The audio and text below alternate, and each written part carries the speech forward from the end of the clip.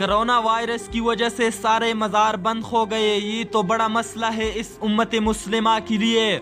गौसे आज़म का दर बंद हो गया, अब कौन सुनेगा फरियाद। गंजे बख्श का दर बंद हो गया, अब कौन बख्शेगा खजाने। दादा का दरबार बंद हो गया, अब औलाद कौन देगा।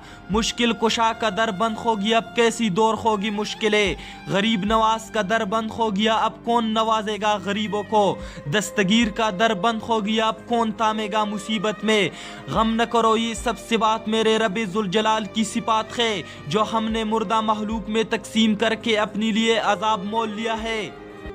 अगर इन सारी मुर्दा हस्तियों के दर बंद हो भी गए तो कोई बात नहीं, इन सारी हस्तियों पर एक ऐसी जिंदा और जावेद हस्ती भी है जिसका दर कभी बंद नहीं हो सकता, और वो हस्ती ज़मीन व आसमानों और इसके दरमियान जो कुछ भी है इन सब का रब है। और कितनी खुशकिस्मती और कितनी इजाज़ की बात है हमारे लिए कि हमारा रब हमसे मुहातिब होकर कहता है, मुझे पुकारो मैं तुम्हारी फरियाद सुनने वाला हूँ। हाय खलाकत है, बर्बादी है इन लोगों के लिए कि जो अपने रब के साथ दूसरों को शरीक करके शिरक करते हैं। आज इनसे पूछो कि अब क्या होगा।